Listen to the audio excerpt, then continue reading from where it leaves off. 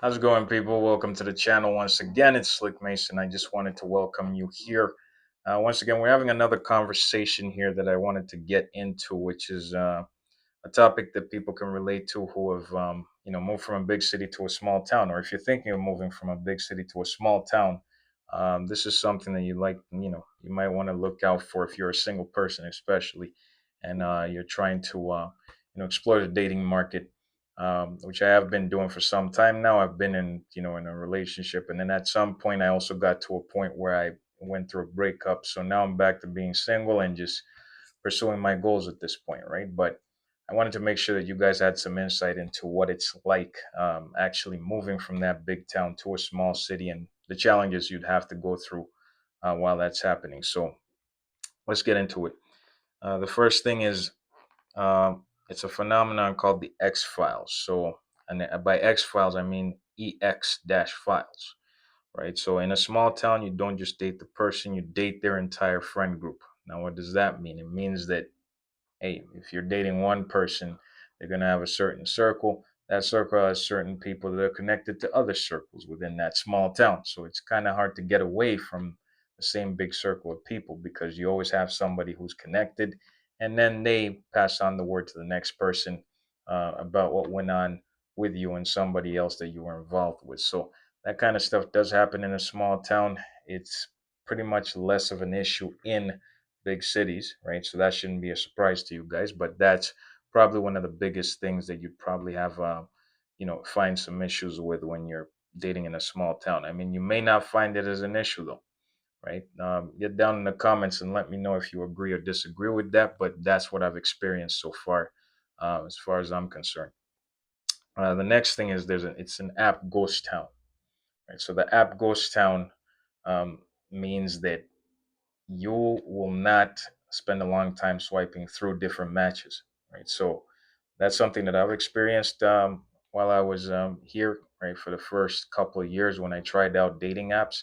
I don't mess with dating apps anymore, regardless of whether I was in a small city or a big one, by the way, because I don't believe that's the place for me to actually meet somebody. I think I'm better off meeting somebody in the physical world, right? If you want to actually check out a video that I did on that, you could go ahead and check the suggested videos after you're done this one, and you'll see why it is that I stopped going on those dating apps. But they weren't working for me pretty much, and I found better success not using them, right, and just meeting people in the physical world and just being who I am, right. So that made more sense for me. Moving on to the third point here is that you know there's the town gossip task, right? So by the time you get you know your by the time you pretty much get through meeting somebody and stuff, right? Everybody pretty much kind of knows about how your date went. Now this stuff has happened, right, to me, but I won't pretty much go into detail too much about it, but that's something you kind of have to watch out for, is that most people are going to know your business whether you like it or not, right? So that's something you have to deal with. Another thing is that um, the survival standards, right? So you start lowering your expectations just because the pool is so small, right? And then you start thinking, you know what, I'll just take whatever I can get and go with it. But at the same time, um, most times you'd probably want to travel a bit, find a way to get out of the small town and travel, right? Now, the reason why I moved to a small town is because it's more affordable, right, for me, and I like the quiet, right? I like the family oriented type of community, but at the same time, if I were to get with a significant other, even if I met them from outside of the community here, right? I'd want to bring them over here where I can afford stuff, and we could start a life here is what I'm thinking. Even if I were to meet them in a bigger city, right? Because the bigger city has its own vibe, right? But to start a family, I'd like to do it in a more quiet place or a more tight knit type of community, because that is a to me is a much better place to raise kids, right? So that's something that you have to look out for.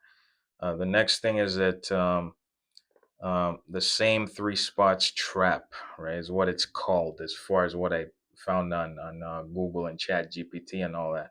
So every date happens at the same three locations in town. So one thing about Thunder Bay here is where I moved actually from Toronto is that Thunder Bay is it has very few spots that you could actually take somebody and have kind of a quiet date and not have any um, issues running into anybody else, right? So you have to kind of pick your spots and make sure that you know they're your spots. Like you want to have more of a private conversation, not too many distractions. At the end of the day, that's just how I handle things. But maybe you're better off, in a place where things are busy and you'd like to run into other people. That's your life, right? But at the end of the day, I'd like to have more of an intimate conversation with whoever it is that I'm dating, right? And that's pretty much what I prefer, right? So in this town, it's very few spots that I could pick where I'm not going to run into other people while I'm trying to talk to somebody. And and there's a lot of distractions. Or if they know somebody there that, is also taking their attention away from what's going on here, right? So I'd like to pick my spots very wisely and then progress from there, right? So those were pretty much the points I wanted to bring up as far as what it's like dating in a small town, especially if you've moved from a bigger city and you've experienced what dating life is like there.